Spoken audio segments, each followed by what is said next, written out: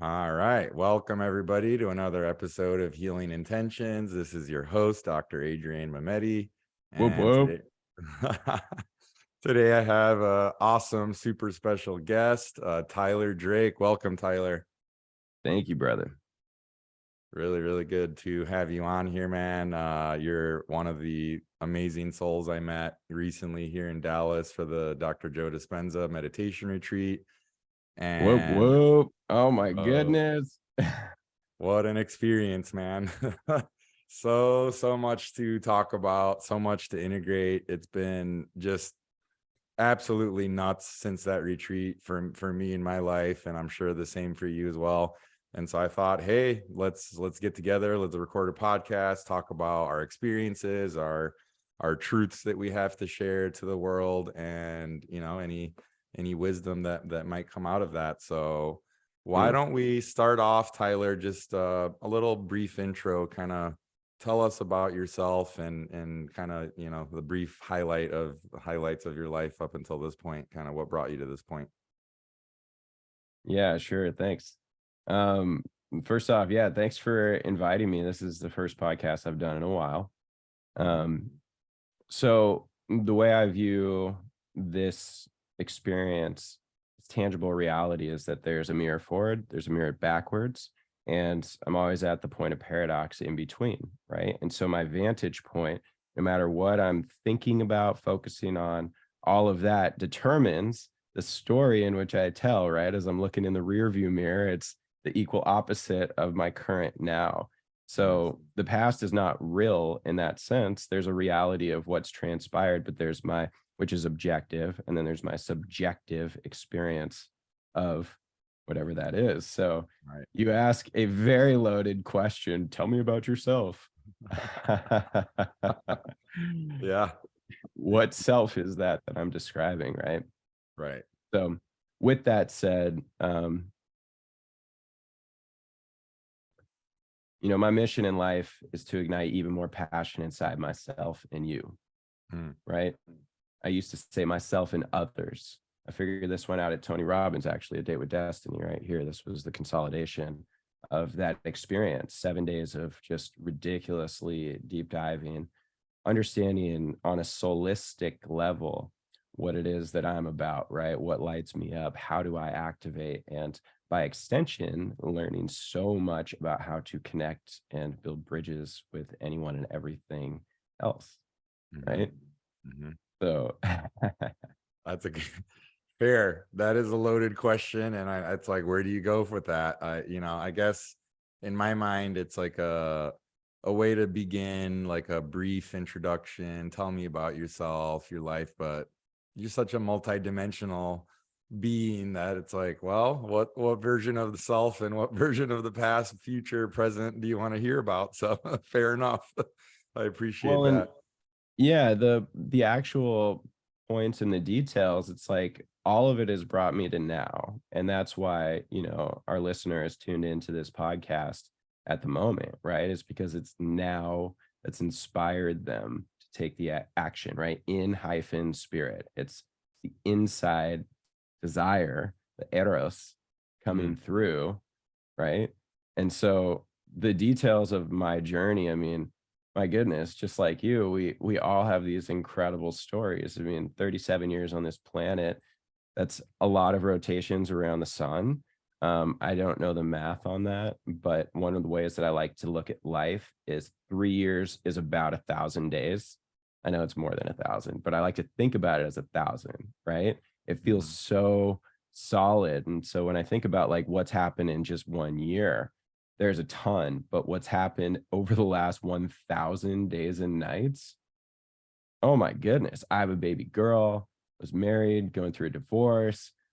There's I live in Dallas now. I used to live in Portland, and then it was Tahoe. And there's just so much that's shifted. And yeah, and yet there's one consistent thread, right? Which is my unique vantage point. So in that sense, I am the center of my universe, just like you're the center of your universe. Not from an ego sense, the center of the entire universe, but because we are all subjective observers having our own experiences, that reality has been profound.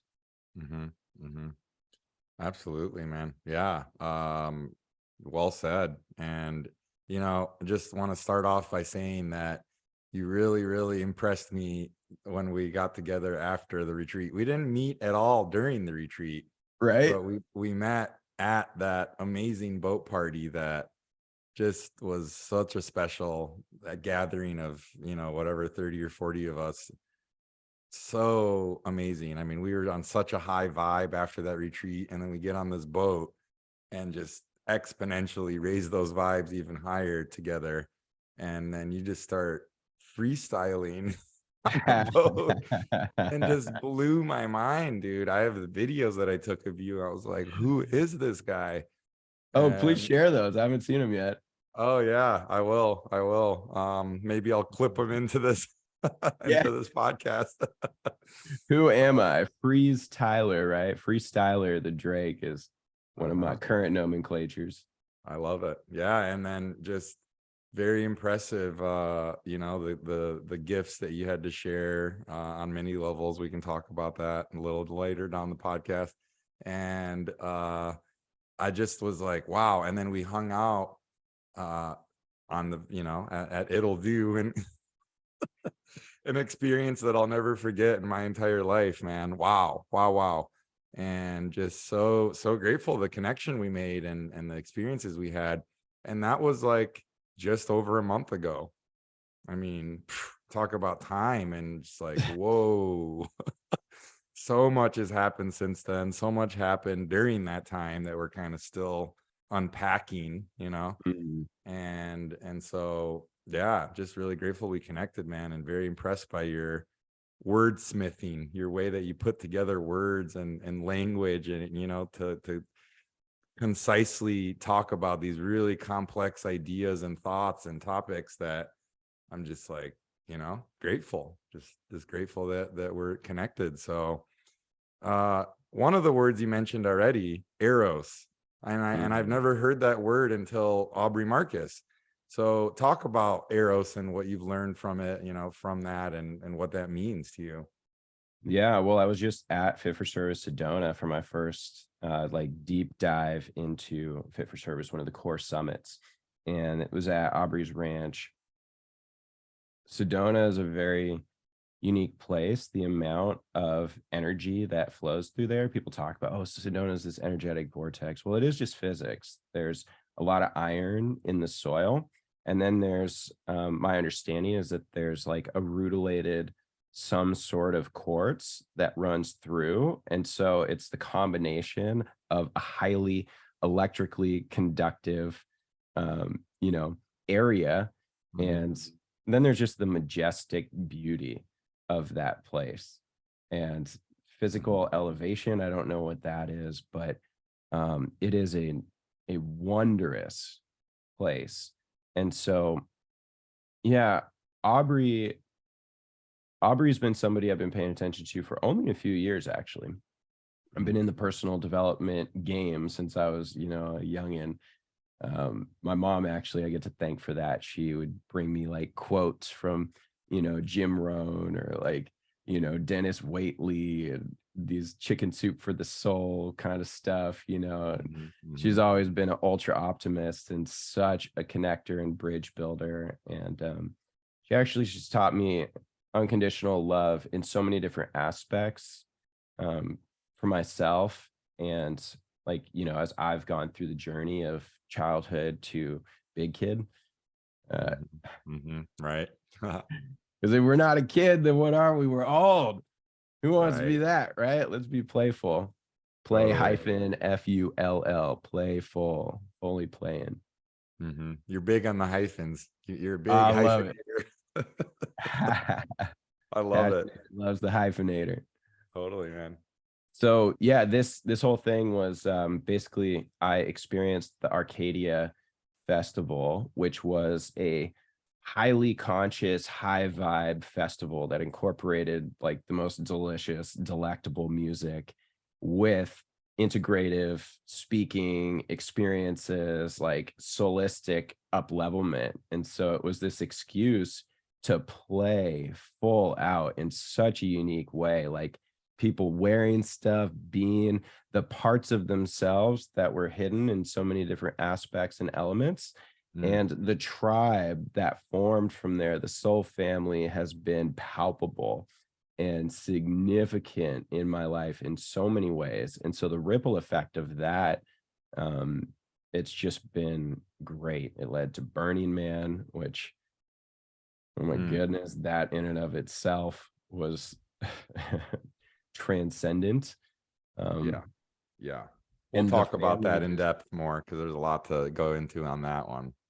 yeah, and the fam just keeps growing. Like, to find tribe, people that have such soul resonance where, we can reference a point, like, say something like scale of consciousness, like, oh yeah, which perspective are you thinking? Spiral dynamics? Are you thinking like letting go, David Hawkins style, power versus force? Uh-huh. Oh, Uh-huh. Abraham Hicks, and Uh-huh. it's so beautiful. So that's led me to, I had to say yes to Sedona. I had to. It was just an absolute must. And the theme of that experience, that retreat, was bringing light to the shadow. We Mm. are one thing, Mhm. right? And there is this incredible paradox. There's always the infinity, and we are that point in between. So in any situation, there's always, two poles, and then there's that sacred neutral point of view that exists in between. So Mhm. anytime that I'm suppressing my shadow is actually suppressing my ability to love, connect, hold, because all of it is just truth for each of us at a core level, right? At my signature frequency, there's truth. Mm. And so, what am I to do? Am I just going to block? Am I going to close off? Am I going to keep things in the closet? Or am I going to embrace the wholeness of me and bring love into what I considered unforgivable, unlovable, right? Disconnected from. So, bringing unity and coherent connection where there was not prior. Mm. Wow. That's beautiful. So what does Eros mean exactly then? Is that what it means? Okay. Yeah, thanks for bringing it full circle. I'm a tangential thinker, FYI, so you can Yeah. feel free to be the director and conductor. Yeah. Choo-choo. Yep. Yeah, so with Eros, that is our sexual energy, right? And it's been misinterpreted in so many different ways because our sexual energy is our life force. It is our creative energy. Literally, creation happens only via sexual energy. And so this Mhm. is why it's linked to the root chakra, right? The part that keeps us rooted to this physical vessel, this incarnation, this experience, this tangible physical 3D reality, Yep. that so many people believe is real. Mhm. I love the And pause so, there, man. Oh, you're awesome. so the Eros is the driving force. And this is why light to the shadow, because there's so many societal constructs that have been perpetuated now for some of them centuries, some millennia. And a lot of it has to do with shame, guilt, judgment, Mhm. and oppression of, instead of understanding, curiosity, expression, like, where are these driving forces and factors coming from, right? And so the bottom stack of the chakras, right, the energy centers, as Dispenza so elegantly reframes, so there's not all these, connotations that show up, but basically it's primal. I call it the primal stack, right? Yeah. So it's all the things that are protection, survival, creation, and then it goes up to the heart.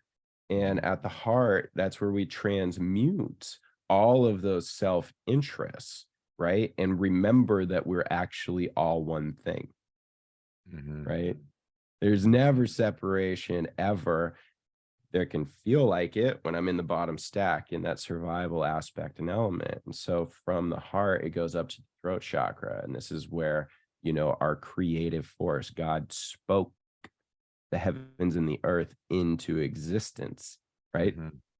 These concepts are holistic. They don't actually separate. Like, Christianity is one vantage point, right? Judaism, right? You can go down any sort of religious philosophical perspective, and the more that I see, the more I see the parallels. So as Right. far as eros, it's honoring what it is that's creativity, what lights me up, right? Passion is actually derived from there.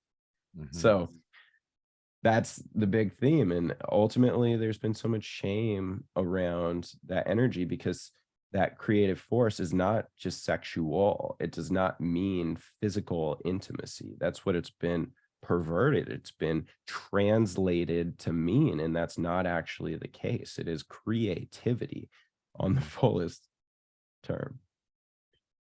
Totally. Wow. That's powerful. I mean, that's such a deep concept. I'm sure we could spend a whole hour talking about that and what it means. And I'm sure you guys went in depth at fit for service with all of that. So that's amazing. Makes a lot of sense though. Thank you for sharing. And what was the experience like with fit for service and Aubrey's whole thing? I'm new to it all. I don't know too much, just from the few people that have talked about it. But are you continuing through that? Is that the first of multiple retreats that you're doing? Like, how does that all work, and how do you see yourself working with that in the future? Yeah, I love it. So Aubrey started this about 5 years ago. Hmm. Or I think they're headed into their 5th year, and momentum's growing.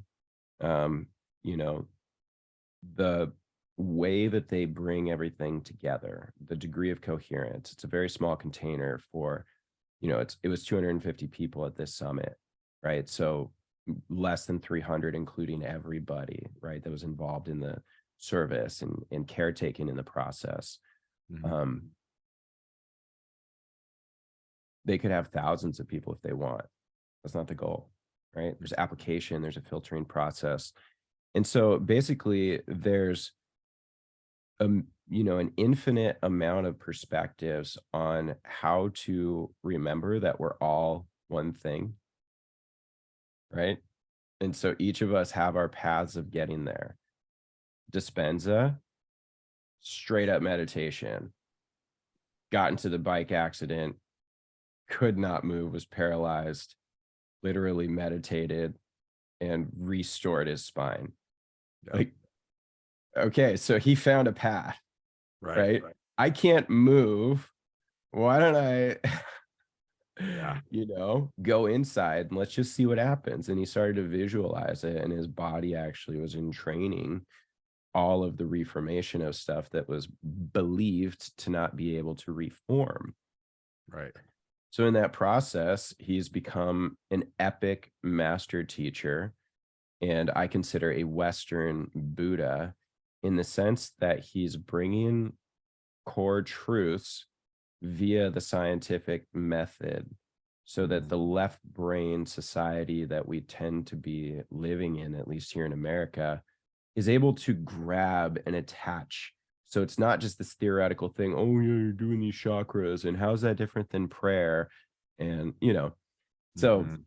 this is why I love this stuff, because like Tony Robbins has been a huge mentor of mine, and those 6, in-person immersion experiences have been transformational on so many levels, starting in 2018. And, Dispenza is a recent one, right? Aubrey Marcus is a recent one. Aubrey's approach had to do with psychedelics and going into the jungle, drinking ayahuasca, like, Right. 13 years ago, and then coming out as a new name and a new person and creating an impact on the world. That's when he formed On It and wanted to help people with their fitness and nutrition inside their bodies so that they can become a better expression, not even a better, a more holistic expression, a more full, energized expression of their signature frequency. And Mhm. so now that he's transitioned On It, Fit for Service is like, this is huge. This is like the soul mission, the soul path. Mhm. And with Dispenza, it's like he's at this phase where, I mean, you know how it is, right? You were just talking to Dr. Kamal and you were hanging out and meditating with him, like the lead scientist behind dissecting all of these placebo, double blind scenarios of healing via just meditating. I mean, over 7 days, we meditated for 35 hours together, 1,800 of us participants. So probably 2,000-ish people Yep. that were there. Yep. What? Like, I've never meditated 35 hours in a week. I didn't do a 10-day vinyasa. Is that how you say it? Vinyasa, Vipassana. Yeah. Vipassana. vipassana Yeah. Yeah. meditation retreat, you know?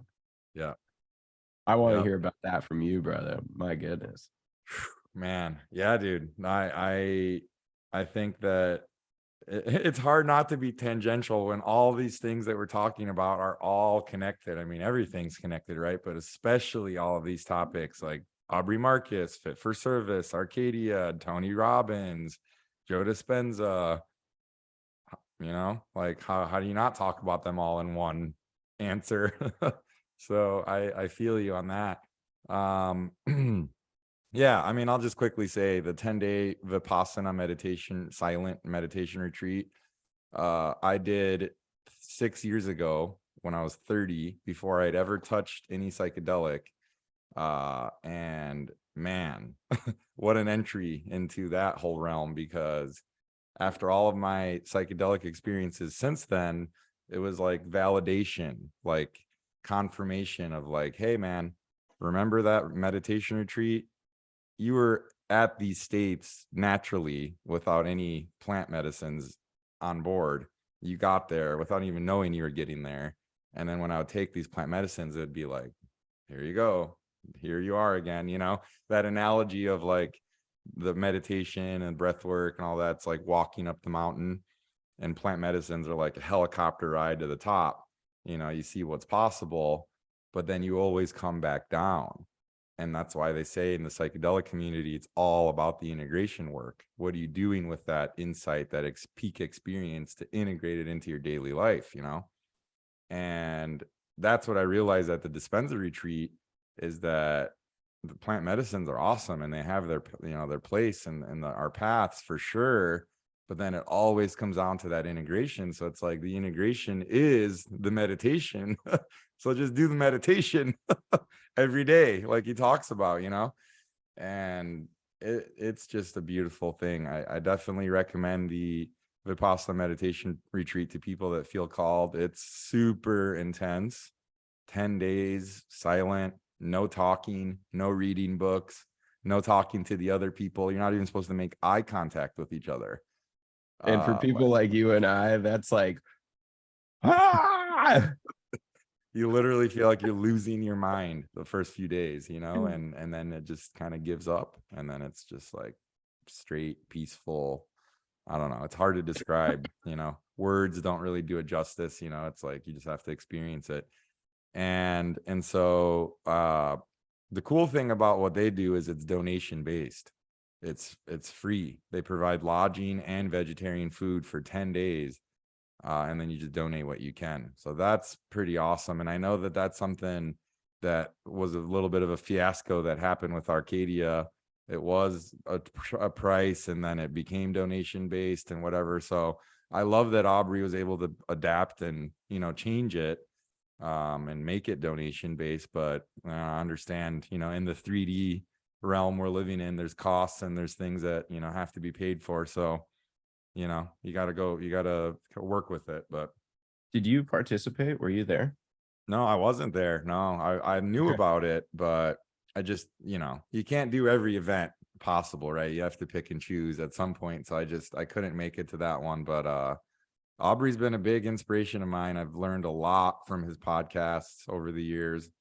Read his book, met him in person there at the Meetdelic Psychedelic Conference, and his speech was one of my favorites. He was the only person that didn't use a PowerPoint.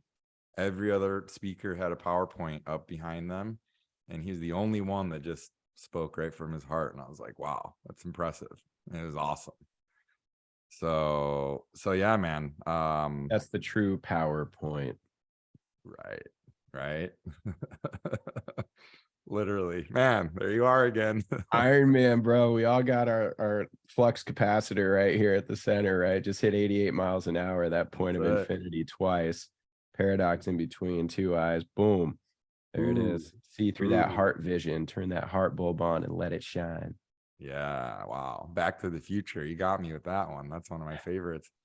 Wow. So let's jump around how we like to do. Tell me about your latest retreat experience with La Pasero there in Texas. How was that? Talk about that. We haven't talked at all about it, so can't wait to hear your feedback on it. Sure. One of the things that was coming up for me, I love, I'm going to go back to what you shared here, the Mhm, helicopter analogy mhm, versus the climbing. Um, so the way I have thought about it is that there's kind of like keys to unlock, but all of it exists within, mm. right? And that's what I think you're, am I saying it right? Vinyasa? Vipassana. Vinyasa is a Vipassana. yoga term, like a vinyasa flow, but Vipassana, yeah. Vipassana Yes. retreat, right? It reminds all of these things like we're actually the chemical factory, right? Mhm, When something is ingested, consumed, right, that's brought into the body in one way, shape, or form, whether that's literally just the air particulates that we're surrounded by, the water that we're drinking, literally all of it, right, is a chemical concoction and it's going into our manifestation here. And when it happens, it's either a response or a reaction, mhm, right? And mhm, so there's the stimulus and the response. There's always the space in between. And it's like, is my body responding or reacting to what's happening? Reaction, wanting to push away, responding, embracing, right? And accelerating. And so mhm. caffeine is one of the, most accepted stimulants, period. It's societally acceptable. It's a very potent drug, Yeah, and yet it's societally acceptable because it, leans people towards productivity, right. right? So when I think about this stuff, it's so interesting because the more that I've been meditating deeply and actually practicing, like with Dispenza, drawing up the cerebrospinal fluid, right? Squeezing from the perineum, the root chakra, that sexual creative energy, and literally just visualizing it going up, touching the pineal gland, right? Which is theoretically the connection to the infinite. Mhm, And as it activates, as that piezoelectric effect, the actual pressure of that cerebrospinal fluid activates the electrical magnetic component, boom, we're able to transcend. That's why it's been called the third eye for so long. But Dispenza reframed that for me in the most elegant way. It's actually our first eye. mm, mhm. That's the point of connection. So as it relates to like psychedelics might actually allow a quicker access, like a code, almost like a cheat code to get into a state or an awareness, but it can't happen separate from us, Right. right? And that's where Dispenza is so magical and magnificent, is that he's bringing that fundamental reality to the masses. Mhm, mhm. 100%. Yeah, 100%. And a lot of the masses can experience these peak states and peak, experiences and awakenings without any substance on board at all, right? We heard it all throughout the room, the Kundalini rising, whatever you want to call it. And all of a sudden, these people are just like having the most insane experiences. You can hear it, and like he said, when it's real, and they know when it's not real. And that's great for a lot of people. I think some people, though, it might be tough. It might take a lot of work and a lot of effort and maybe a lot of time to get to that. And they maybe aren't patient, or they're not willing to put in the work or whatever. And so that's where I think the plant medicines can become interesting, is like a little push, just a little nudge off the cliff, and A into little the nudge. or a big So my nudge. first, yeah, my first psychedelic experience, I was 18 and I ate mushrooms, and I was with friends and they said that they were going to be joining me in the journey. They weren't.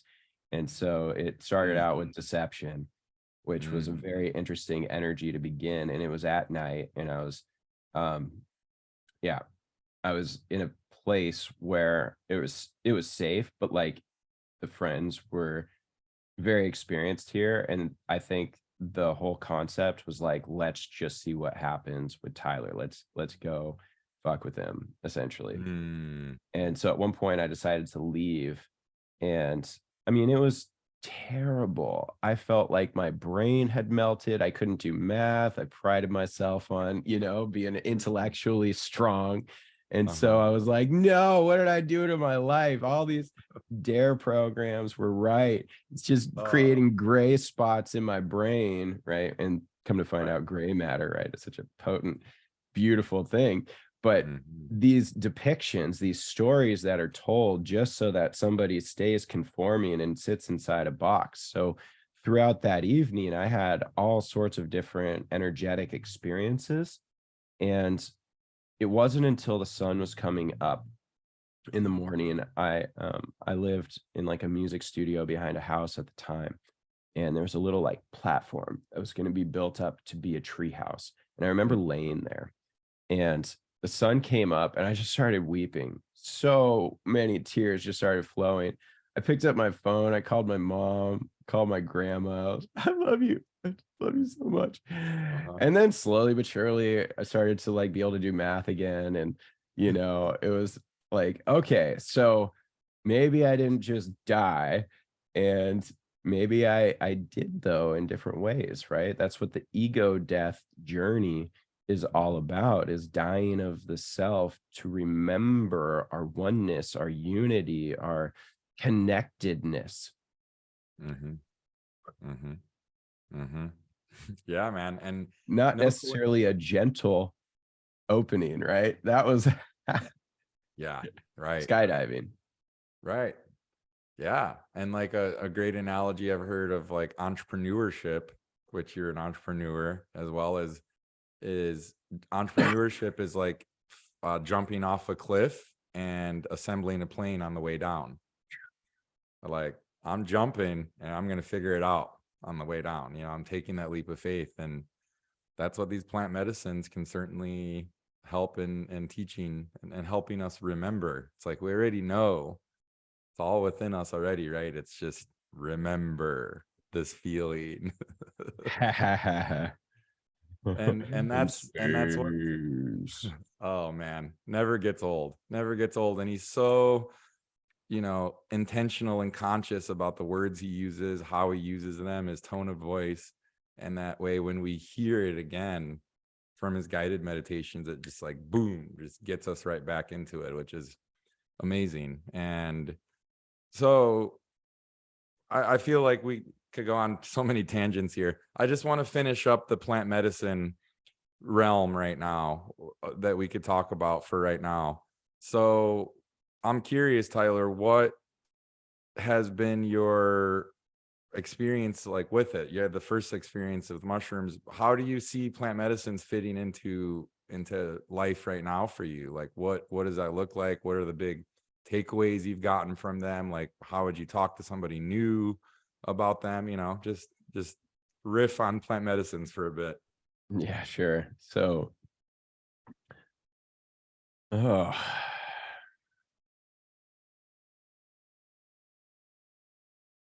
mm,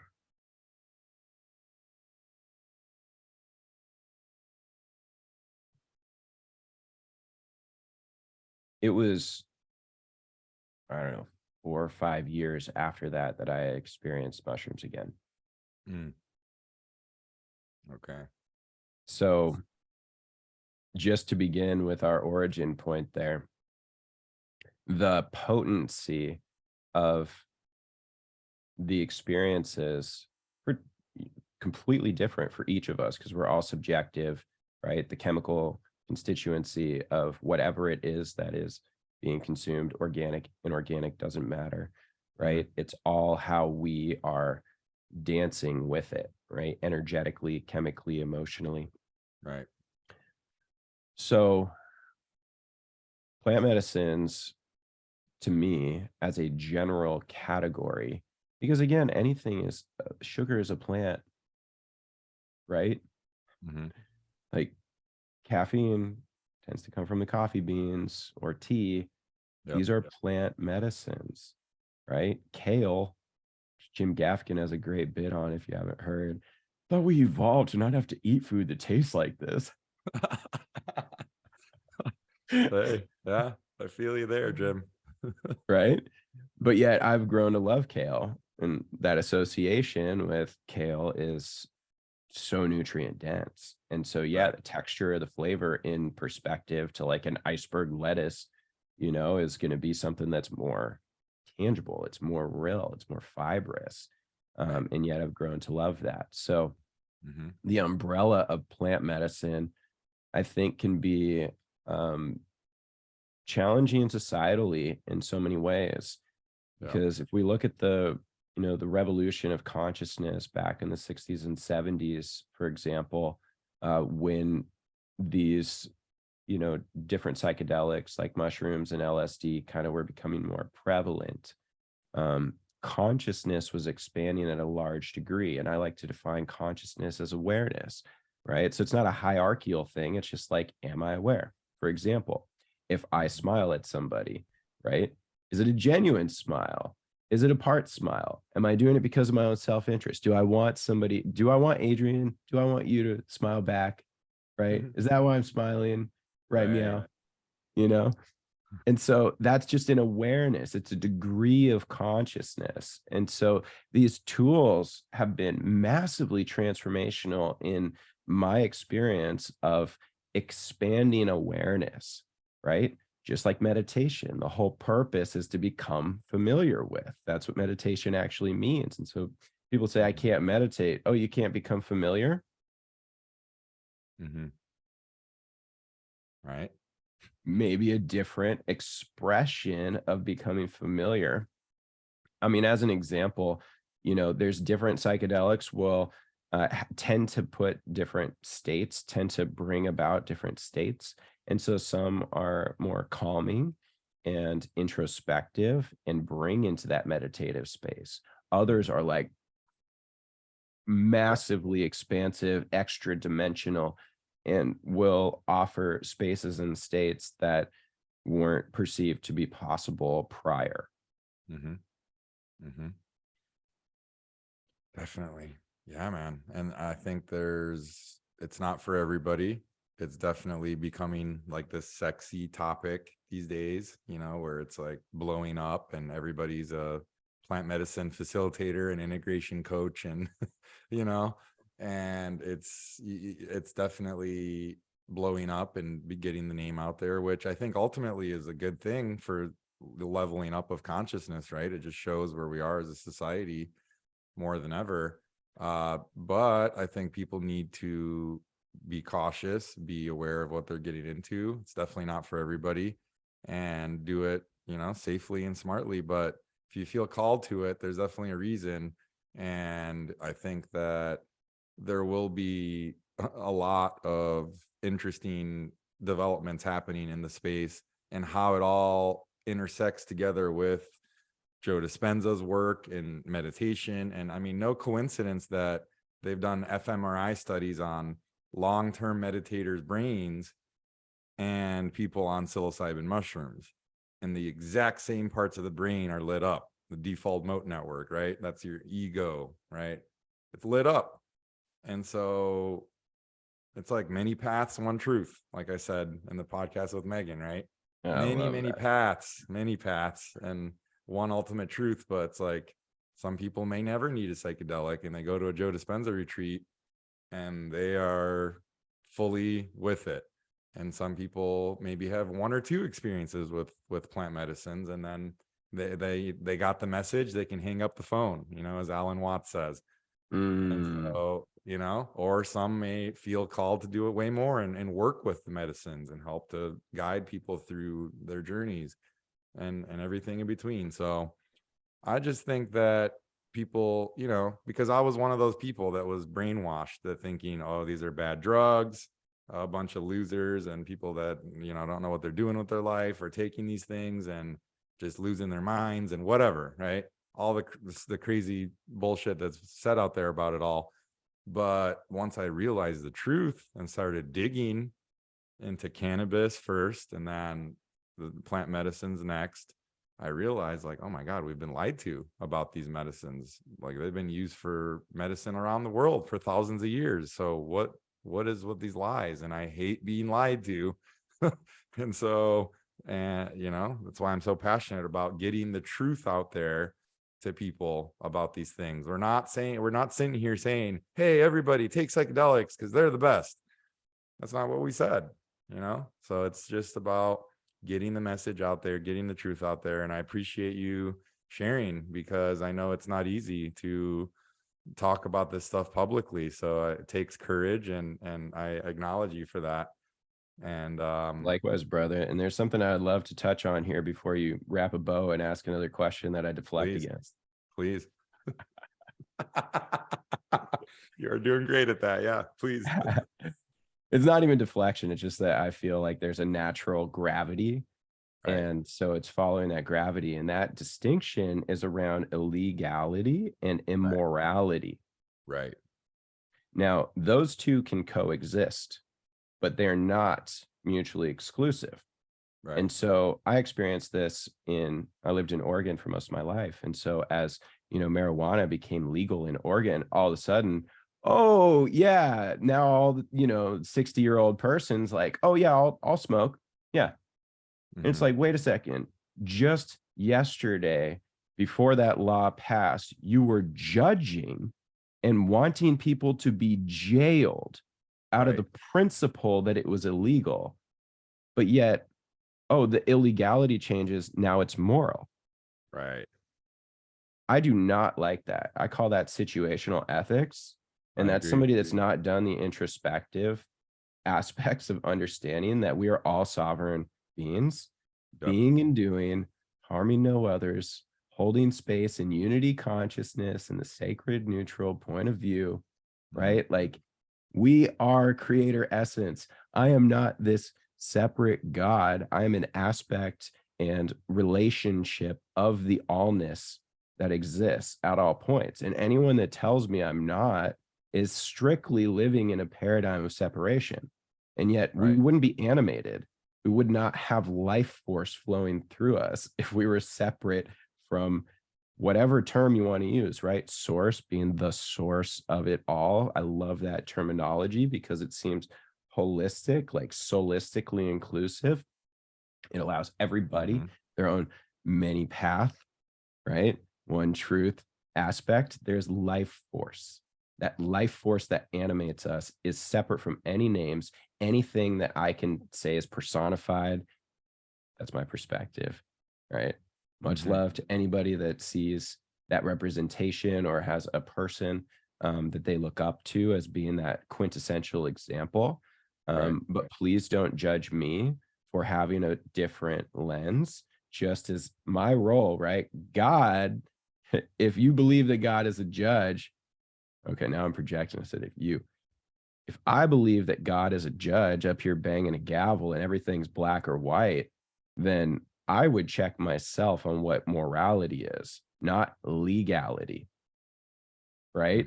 Those are very different things. So now in Oregon, psilocybin's legal, right? So again, these psychedelics, ooh, bad, wrong, illegal. People are lighting up different areas, different neural nets are firing and wiring together, different forms of creativity are showing up. And guess what? Wow, the boxed society fit into this program. If you don't fit in this program, we're going to actually, put you to the side, make you feel judged, less than, separated. And there's extreme examples of this, right? Psychological facilities that keep people in straitjackets or in isolation, which is considered one of the highest forms of punishment, right? To literally the jail system. Like, why is it that somebody is still in jail right now? Charging the taxpayer, let's bring it back to all those different points, right? Anywhere between $80,000 to $250,000 a year, the numbers that I've heard, for them to be supported inside of a jail for something that's now not even illegal. Yeah. Check your heart, please. If you're listening to this, tap in. This is the value of meditation, is you literally are going inside. Not you. I am going inside and I'm listening. Do I believe that this is moral? do I believe this is ethical? Do I believe that this is my own personal choice, whether there's anything else involved or not? Then do I believe, is this illegal or legal? Because Mhm. that's just a consensus of the people, ultimately, in this country, at least, that we get to exist. Woo! There's my Yeah. riff. Oh man, thank you. That was awesome. Very, very important that you said all of that. I agree 100% with all of that. And just, yeah, just check in with your heart. And are you living from fear? Or are you living from love? Because if you're living from fear, how's that worked out for society over these last couple years?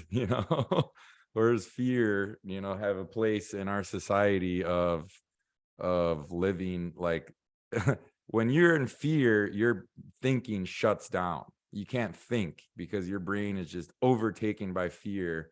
Your prefrontal cortex literally just like shuts down, and your amygdala is just firing, firing, firing. And you can't think about things like, oh, maybe the government doesn't actually have my best interest at heart. Like maybe they don't actually care about my health. Maybe they're just spouting things to just sell pharmaceutical products and try to force us into these pharmaceutical products. Like, is this really what's best for me?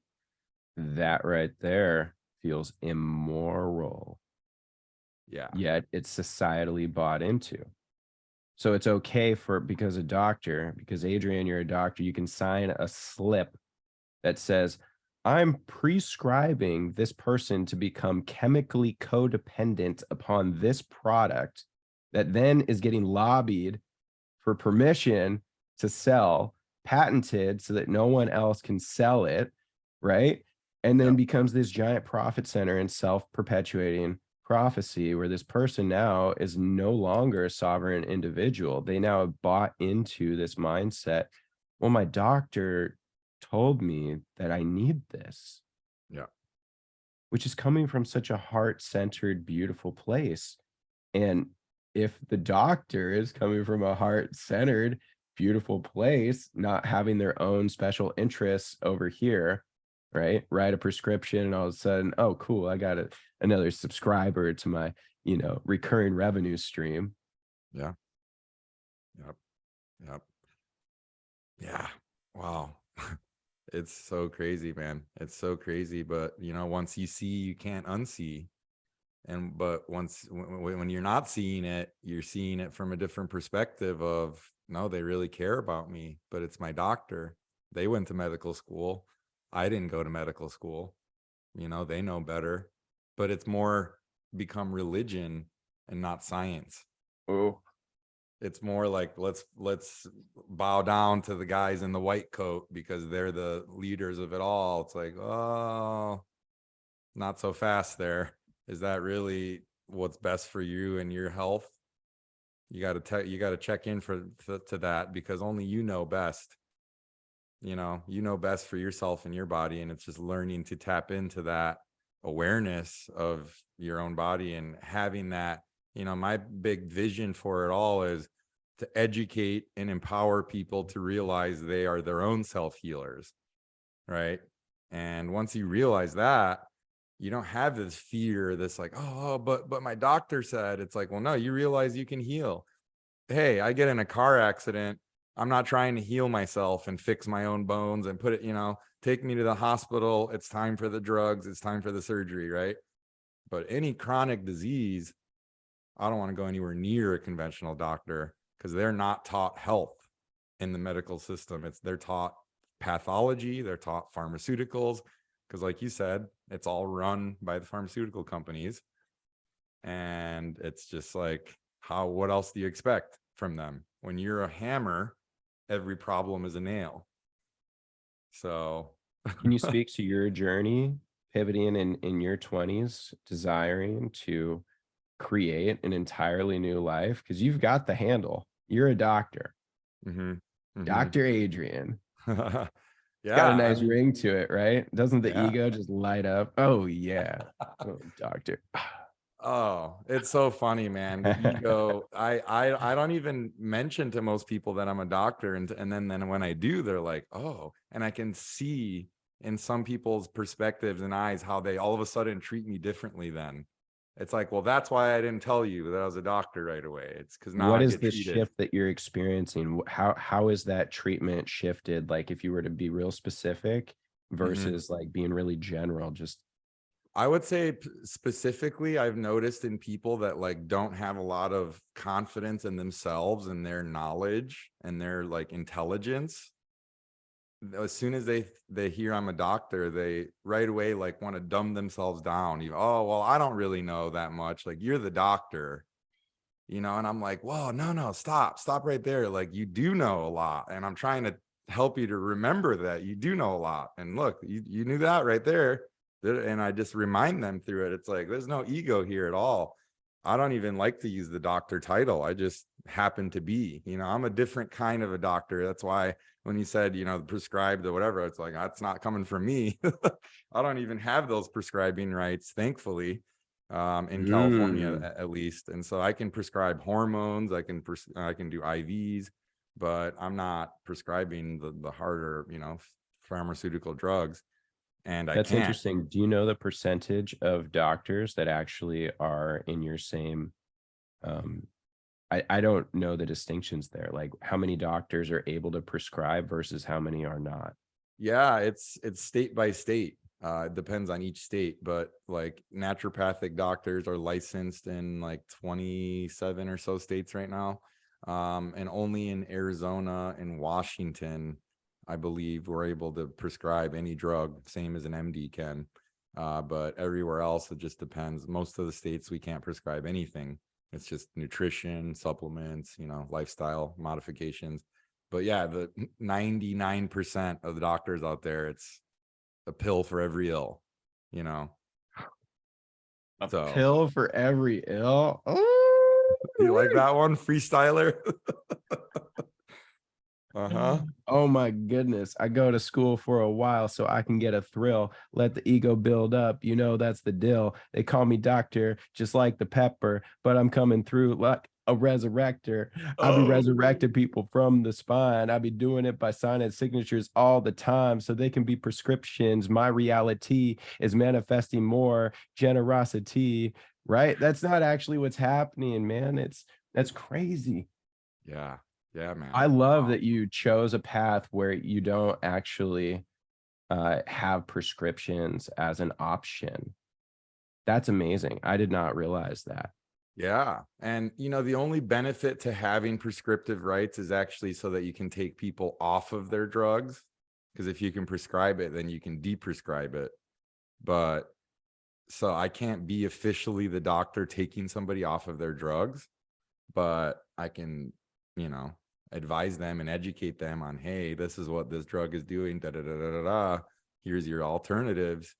Go talk to your prescribing doctor, and let's make some changes happen. But yeah, it's exciting being in this realm because I was going to go the conventional doctor route when I was younger, and everything happens for a reason, right? I believe that I would have been, to put it nicely, brainwashed. And so it didn't happen for me. So instead I went the finance route, did business, did sales, and then I still ended up back becoming a doctor thanks to cannabis, but a different kind of a doctor, that's more about the holistic view and the mind, body, spirit all being connected and all being one, and really getting to the root cause of what's causing people's issues, not just covering up the symptoms. And that's really what it's about. And so my whole vision is to, like I said, educate people on that, the power they have within themselves to heal, and in the meantime raising the level of consciousness for people, right? And so here we are doing that together right now. So Really circling it beautiful back. mission. Really beautiful mission, brother. I love it. And Thank just you. to double click real quick on one of the things that you said that it's just Mhm. so potent, the doctor framing. It is really important. When you told me you were a doctor, it definitely shifted things, right? And Mhm. this is that consciousness expansion, that awareness expansion. How is it that I am I going into am I subservient now? Is this person superior? Is it a hierarchical thing? Am Right. I now valuing their opinion on a different degree? Am I intimidated? Right? Mhm. What is actually showing up for me in that moment? Because you're Adrian, Mhm. right? Mhm. And doctor is an aspect of who you are. It's like a hat that you wear. Being an entrepreneur, it's been that way my whole life, right? I'm wearing a hat for each specific role. As the organization grows, there's more and more hats to be worn. But like Mhm. there's a different hat for everything. When I'm with my daughter, I'm wearing my dad hat, right? Right. When I'm Right. on this call, I'm wearing my podcast hat, Mhm. right? When we're hanging out and we're just jamming, I might be in my music hat, right? Right. Or like Right. my playful hat, you Yep. know? Yep. Totally. Totally get it. Yeah, man. I appreciate it. And I'm grateful that I went through this journey and I am where I am. And I beat myself up a lot for, oh, I'm so old and what have I done? And da da da. And it's like, man, I just realized I'm just getting started. Yeah, 36, baby. Yeah, 36 baby. year evolutions around the sun, whatever, man. I feel like I'm 23 and I'm literally just getting started. So I'm excited and optimistic and so thrilled for the future. So Well, you're always going to be 23. I know that's your number. that's right. That's right. Yes, sir. Um, oh, and it's funny you said Dr. Pepper, by the way, because they also have 23 flavors in Dr. Pepper. So there you go. La Pasero retreat. We never talked about it. So circle back. Let me reel you in. Yeah, so my friend Cam, he decided to launch his first retreat experience, being a participant, many other people's retreat experiences, felt called to bring his own into fruition. Mhm. Um, he is a professional slackliner, and so he's done incredible feats like crossing canyons on a 1-inch line, Wow. right? With only a little strap, a little leash, and a carabiner hooked up to it. And when you fall, you could be looking down at hundreds of feet. It defies all logic, right? And so the value of the slack line is like one, fun, right? Just play, stretching, being able to work with different excuse me, different energies, different Mhm. energetics. And so when you step on the slack line, so at Burning Man, he's wearing a tutu and he hops up on this slack line that's probably like 25 feet up in the air. And it's like, I don't know, 150, 200 feet long. It's a substantial one for me. I'm blown away just even looking at this. And then I see him like climbing up the ladder and stuff. I'm like, wait a second, is Cam actually going to do this? I had no idea about any of this, right? Oh, Prior that wow. he was actually into slacklining. Excuse me. And so he lines up and he goes, and I have my GoPro out, so I'm like filming the entire thing, right? And he gets like a third of the way through, and then he like starts to get wobbly, right? And he starts boom, falls, and does like the spin. And then I watch him grab the line, pull himself up. I'm like, wow, that takes strength. And then wow, that takes an incredible level of coherence internally to get back on the line. And so he got back on the line and he crushed it. He made it the whole other 2/3 and then made it backwards. And like, boom, my mind is just blown. I'm looking at it. And so Cam gets down. And I'm like, bro, how did you do that? And then after you fell, what's it like inside? How do you find that center again? And he Mm. says, well, the line is actually a reflection of my consciousness, right? Mm. If I'm still, if I'm centered, if I'm coherent, the line is still centered and coherent. Wow. Yeah. Hmm. Then he tells me a day later, I'm launching a retreat. I want to teach slacklining and amongst all these other awesome aspects. And I was like, all right, I'm in. Let's do this. Yeah. Wow. So what was his retreat like? Just slacklining and like what happened there? It What was was the a highlight for you? fully immersive experience. He went all in. So his father passed away in April. and him and his father were very close. Scott is his name. And he literally is alchemizing his father's transition into non-physical by creating this. Lapicero means pencil in Spanish, right? And a pencil happens to have an eraser. And so we can erase the stories that are disempowering, that don't serve, that don't light us up. And we can then rewrite in a new story, not even rewrite, we're just writing, right? Because there's only now. And so everywhere I go, there I am, right? So in now, I'm writing a new story. And so he brought in all the aspects and elements. I mean, he drinks alive water. So he has this high quality structured spring water that's in these beautiful flower of life encrusted glass containers.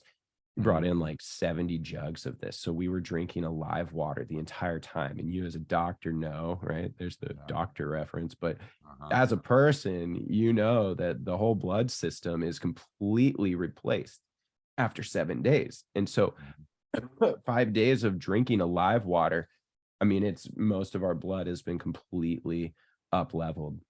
The food, they got an entire cow from a local farm. Everything was sourced within 100 miles of Wimberley, Texas. Nice. Like it was so beautiful. The quality of people, the souls that were there, just, oh my goodness, and we haven't even touched on that aspect and element in the level of profundity. My favorite thing about all of these immersion experiences is the people, right?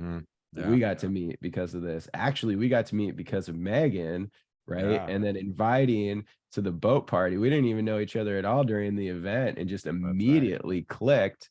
And so shout out Megan. Thank you so much. And Big shout out.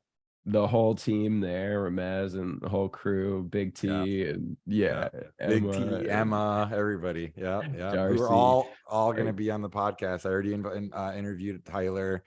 Gonna interview Ramez. I'm gonna interview Emma tomorrow. So yeah.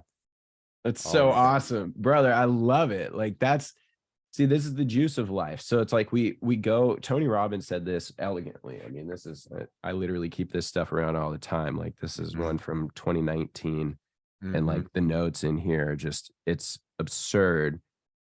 And so, yeah, he would say that people show up. It was at Business Mastery. He said this one, because sometimes people didn't know what he was about. And so they'd show up in like a suit and tie thinking, oh, well, it's business.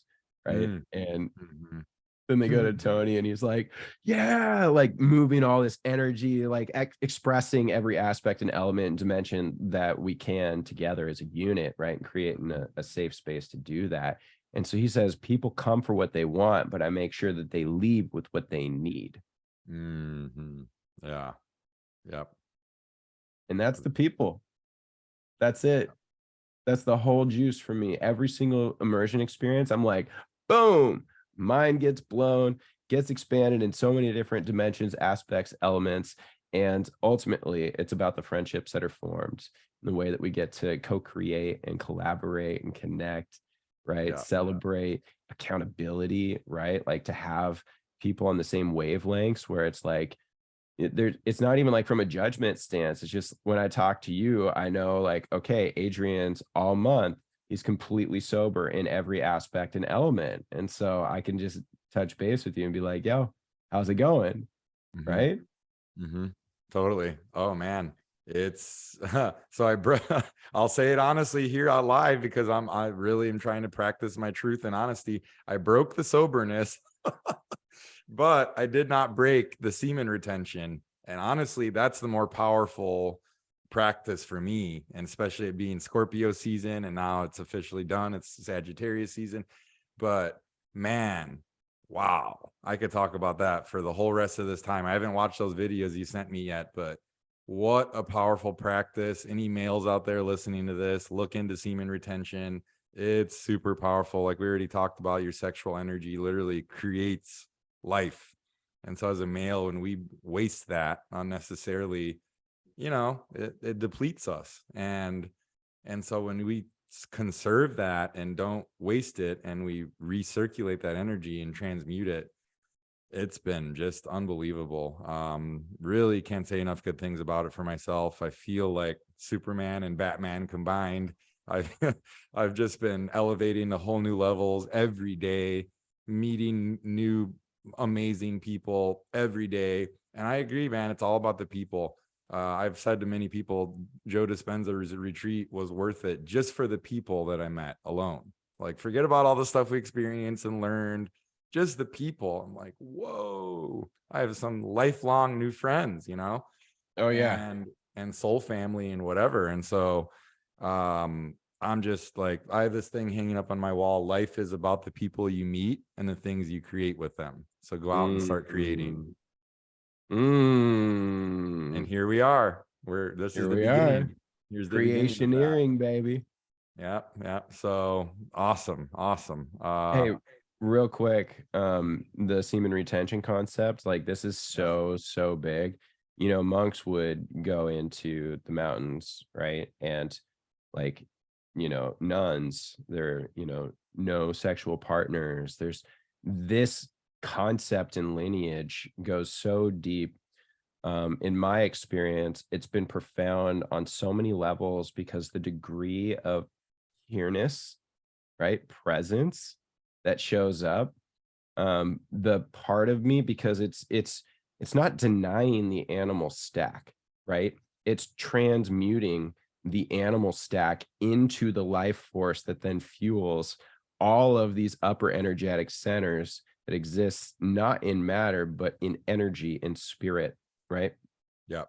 And Yep. so, for example, in my own experience of just like the transformation that's happened since like focusing on that practice of semen retention Mhm. is the negatives just they don't even show up.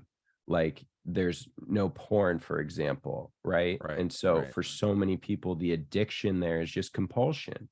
Right. And you know, the idea of enjoying the entire process, the entire journey of life.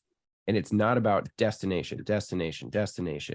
And so, Mhm. especially as men in this society, I believe, in my experience at least, that we've been hardwired to be hard, right?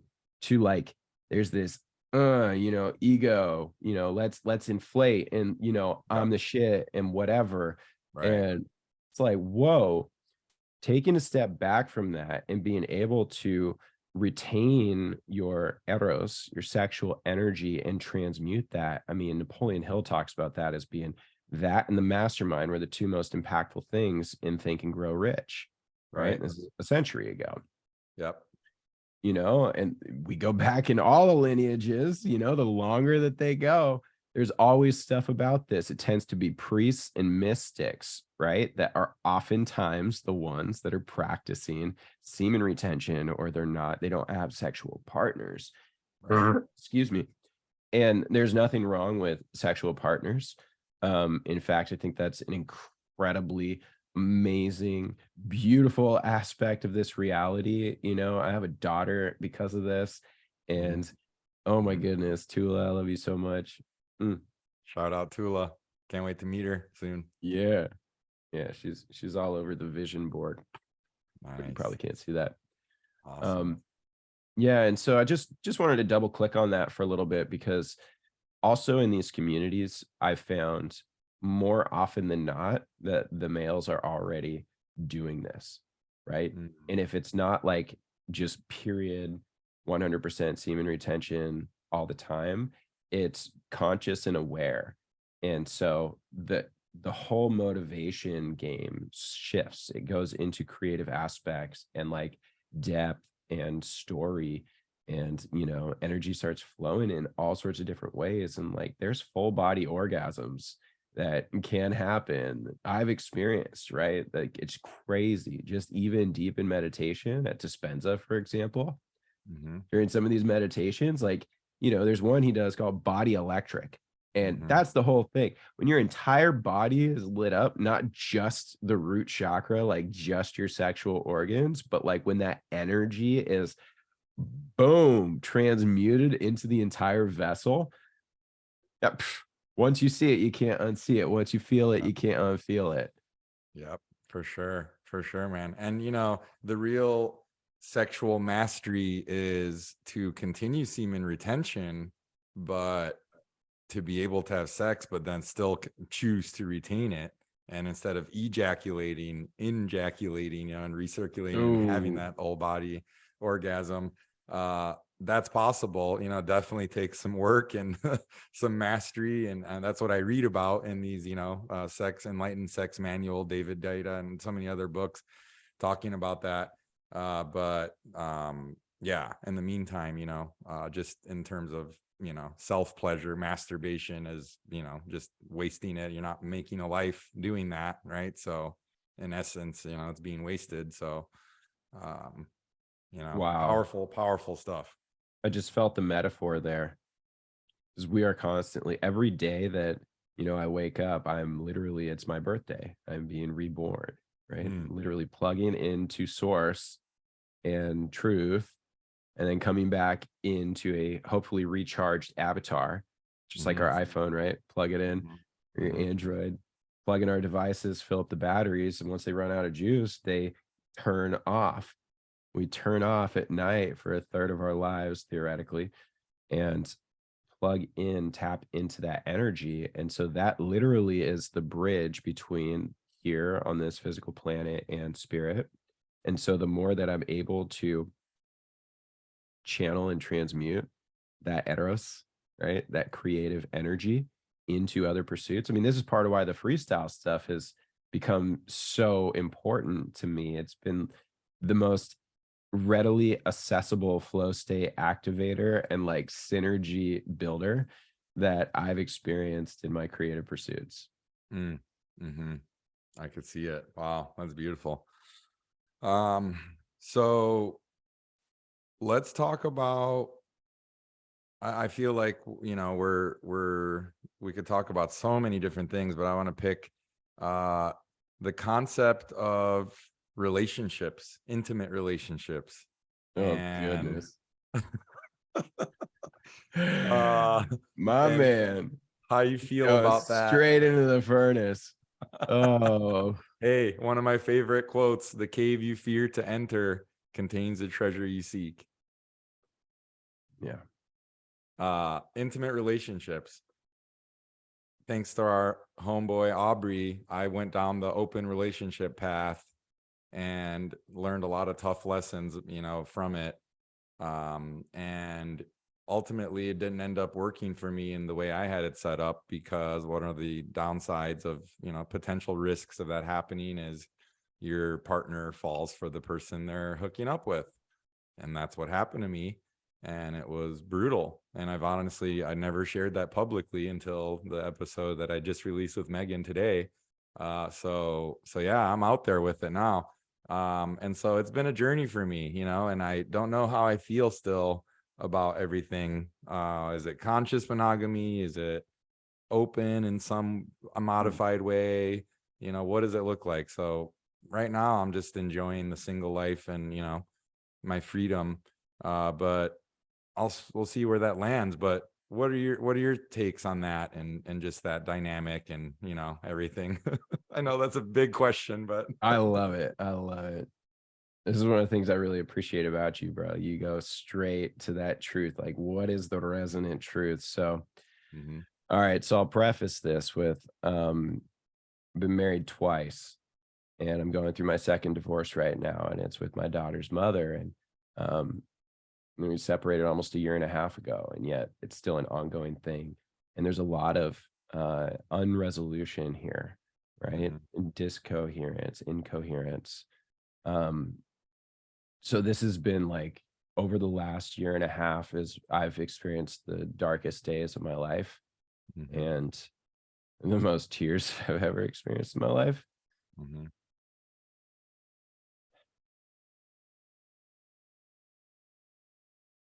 Yeah.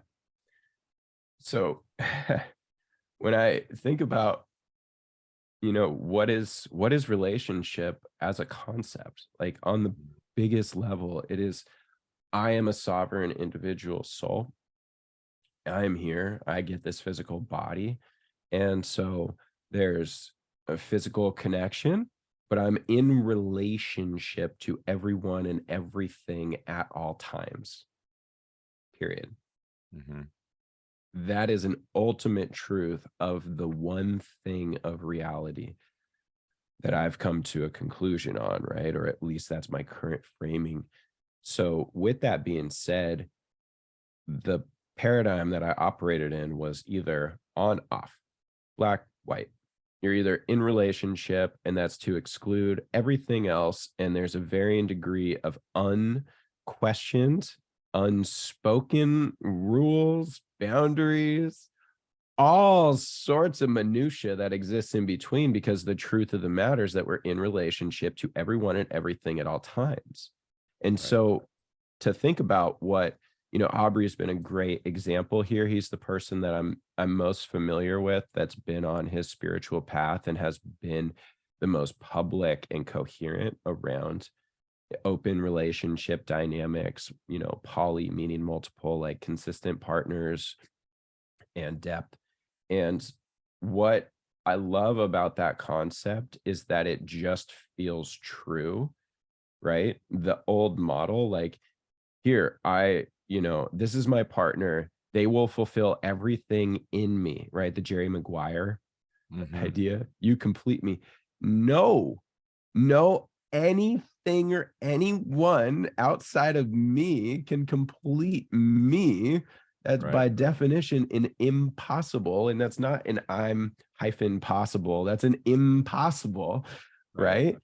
Because by definition, we're all one thing. And so the more wholeness that I feel, the more integrated that I feel, period, the more I'm able to connect and bridge and experience life and relationship dynamics to different degrees and aspects. So then it comes down to, what are the degrees and aspects that feels in alignment with each of these relationships? And this is, again, people, things, like our relationship to anything, right? Meditation, to food, to, Yeah. water, to Yeah. breathing, to movement, to, you know, programming, right? It's called programming. Like, you turn on a TV, it's programming. What is my consciousness being programmed into? These are all relationships.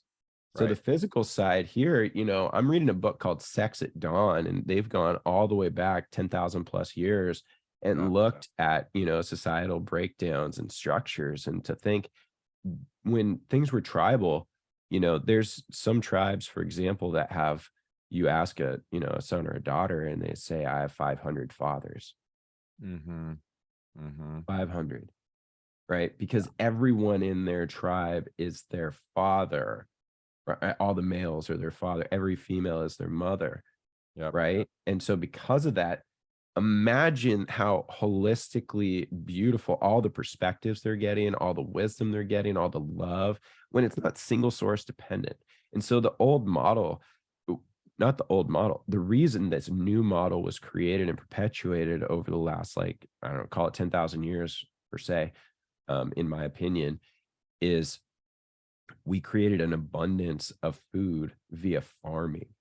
And so Right. it's that agricultural transition that now created stockpiles, where it used to all just be ebb and flow, right? And the land would provide, we would take what it is that we would want that felt right and in alignment. And so things would stay in balance and harmony. Mm-hmm. But there was not like this, there weren't refrigerators, 10,000 years ago, Right. even Right. 2,000 years ago. There's the ground, and Right. and there was fire. And so as there's been stores of value, then from a political standpoint, there became more and more alliances, and so then partnerships became formed around alliances. Yep. And the institutions that have stemmed from this, take religious institutions as an example, like Catholicism as an example. This idea that God is separate from you, and you have to go to a person who's ordained, right? Or whatever the word is, they're the intermediary that will interpret God so that you can be subservient to their message, right? Mm. What if they're not an accurate representation of that? Like, I am the only one that can actually hear my truth. What is my intuition saying? What is it that's going off? So This whole open relationship, poly relationship. I mean, I look at the reason why my marriage broke down, right? And why my partnership ended.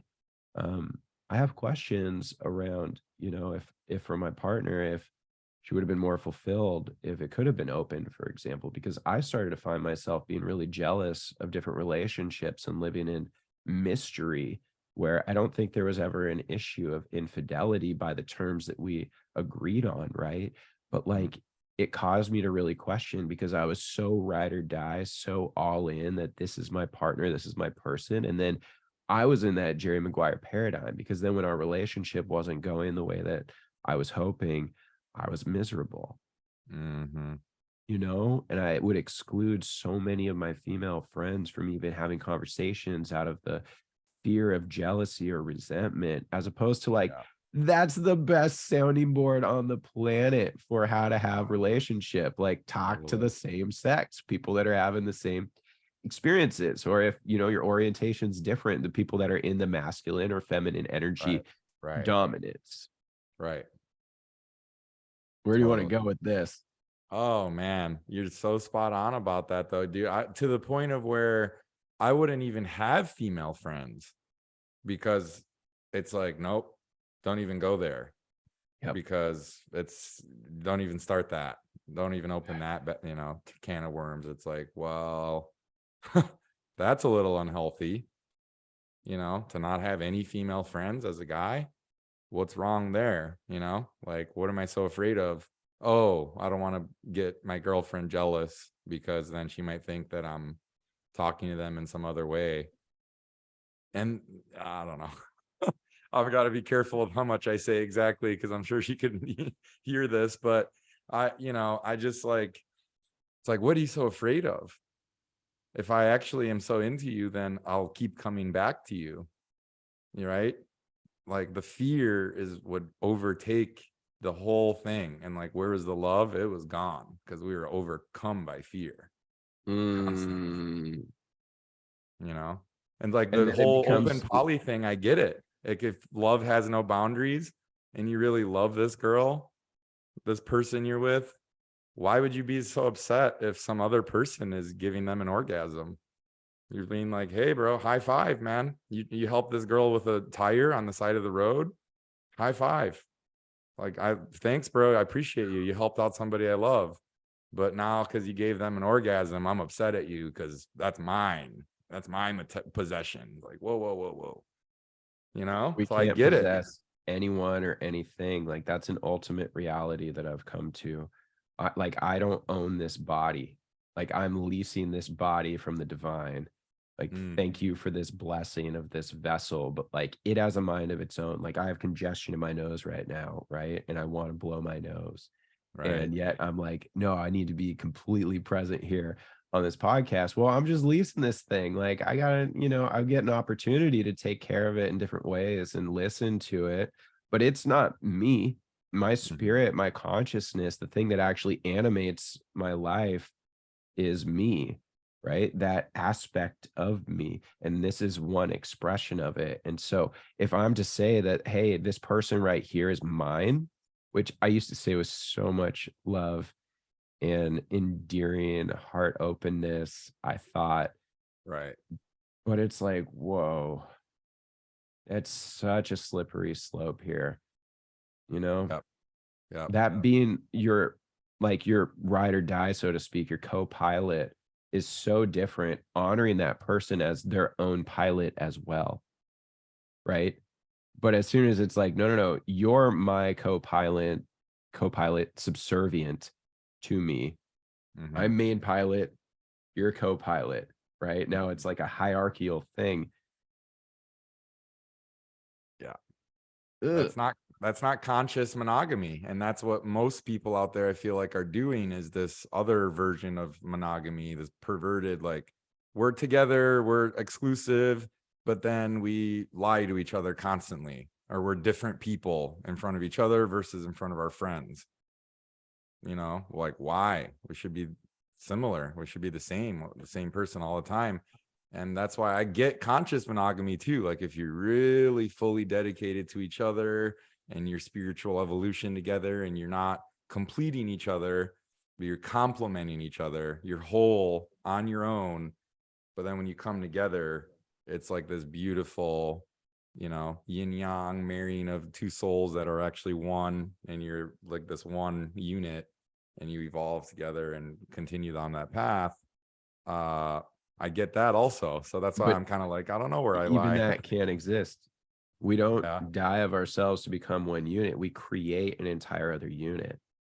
And so right. that relationship, right, between you and I, the podcast is a separate life form that we're now living with, right? This is one relationship aspect that we have. It's now going to be separate from us. It gets released. It's now out there in the world, just like Mhm. Tula. She's not my daughter. I helped to bring her into fruition. And yeah, from an ego sense and from a lineage sense, absolutely, she's my daughter.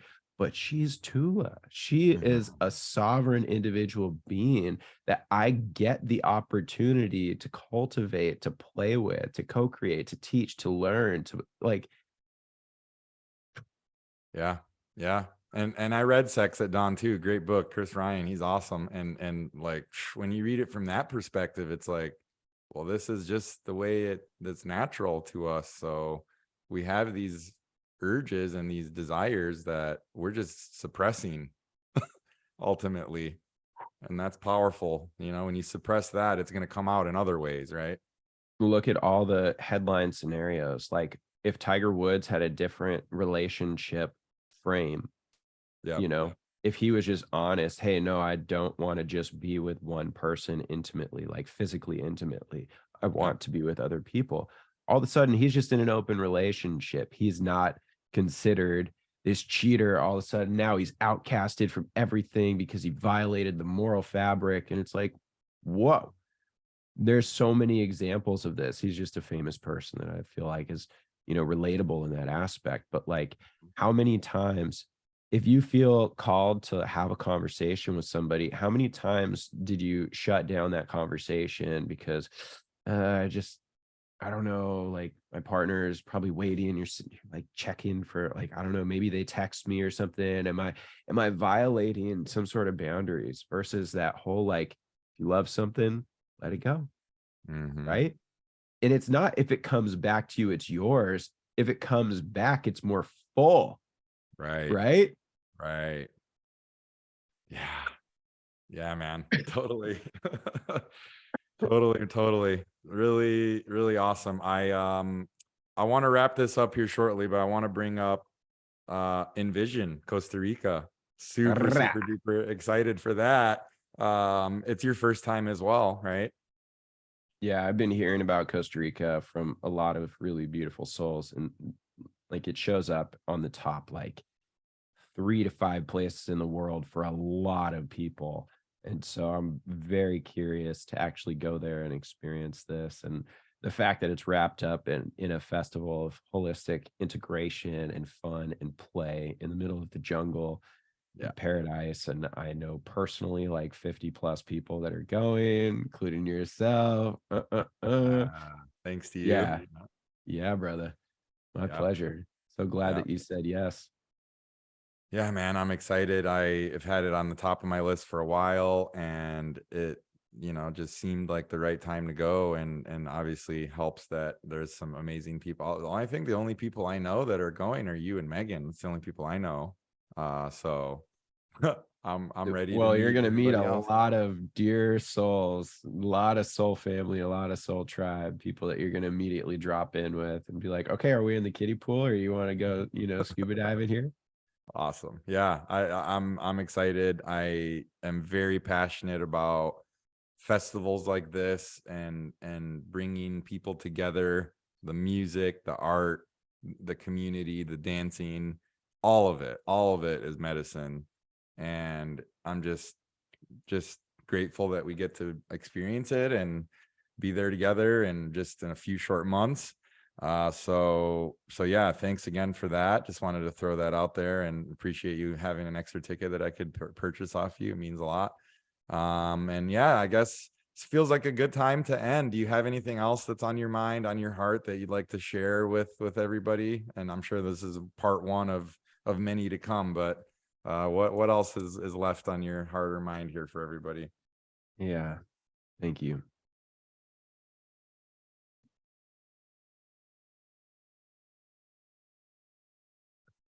All right, there's a place. Let's go begin. We're going to talk about my man, my friend. His name is Adrian, and he was born to win, but not in the finite, in the infinite. Yo, first time I met this guy, he just lit up. His spark, that heart, it's erupting with joy and with the passion. He be coming in through, and he's always feeling glad, man. Look at that smile. It'll drive you wild. That twinkle in the eyes, it'll ooh, the spark inside, the soul, it's divine, coming through here with thoughts off the mind. He introduced himself as Adrian, which is a lover and a friend, not a doctor that's separate from that hierarchical shit, we abandon. We bring it all together with fruition, coming up in here with the intuition. Gotta make it happen every time. Let's do this. He was like, yo, healing intentions. Let's improve this. Let's do a podcast. Let's bring it together. I was like, yo, man, that sounds really clever. So we hopped on, we spit a couple words,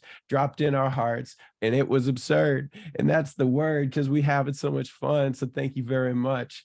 You, my friend, number one.